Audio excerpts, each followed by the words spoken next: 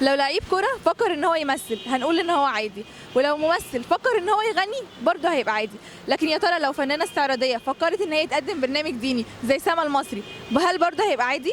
واتفرج عالدلع اهو الوسط اللي اتخلع. سما المصري هتعمل برنامج ديني في رمضان، ايه رأيك؟ اهلا وسهلا بيها.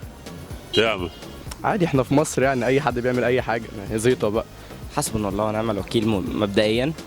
وبعدين في نوعين من الناس اللي بتعمل حاجه، يعني سما المصري عملت كل حاجه غلط فهي عارفه فين الغلط بالظبط، الشيوخ عارفين كل حاجه صح، فاندماج الاثنين دول هيبقى اعتقد هيدي حاجه كويسه يعني. بلس الشباب هتتبسط. انت هتتبسط؟ لا نوت ماي تايب خالص. الناس خدت عنها الفيرست امبريشن ان هي واحده كده، فما ينفعش انها تدخل في الدين، ده يبقى اسمه نفاق.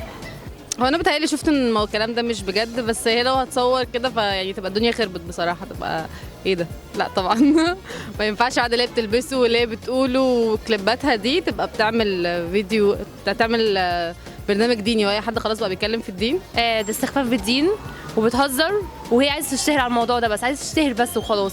واصلا كمان غلط من القناه اللي هي هتستضيفها او تخلي الناس يعني يعملوا معاها مقابله، غلط منها، والقناه دي المفروض نقاطعها، لان ما ينفعش ان هي تتاجر بالدين اصلا على حساب انها تشتهر.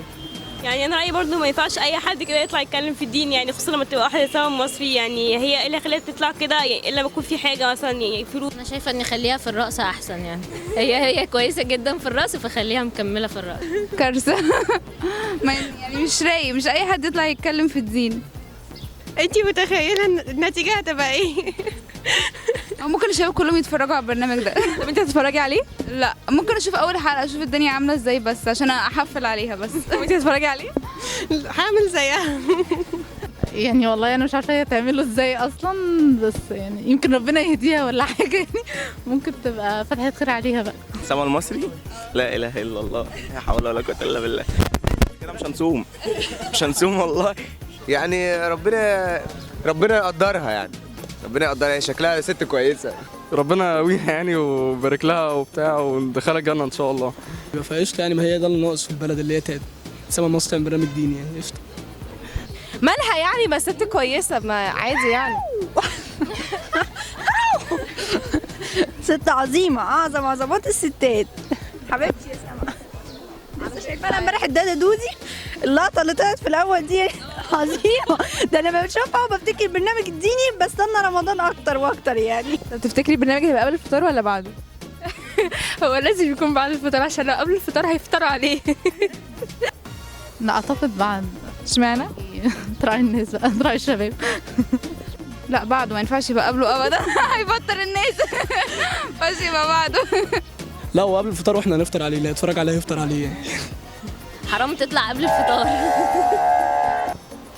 لا بعد الفطار. اشمعنى؟ عشان الناس تاخد راحتها وتعرف تتفرج عليه. والله لو فاضيه هتعمله في اي وقت، وهي فاضيه هتعمله في اي وقت. طب تفتكر اسم البرنامج هيكون ايه؟ بصي الواو تقريبا. اول عادي يعني. انت شايفه ايه؟ مش عارفه، بس اكيد هيبقى حاجه مهزله زي اللي هيحصل، يعني مش هتختلف كتير عن المضمون. سما شو. مش عارفه. الدين والشباب، وهو احنا هنفهم في الاخر. مش عارفه بصراحه، مش ما اقدرش اجيب تفكيرها، يعني هي ما شاء الله تفكيرها بعيد قوي. سما المصري برنامج ديني، سما والايمان. اكيد سما شو يعني مثلا او حاجه زي كده. الايمان والحاجات ممكن. ما بلاش. لا قول لي اقتراحاتك يعني اسم البرنامج. بس التقوى.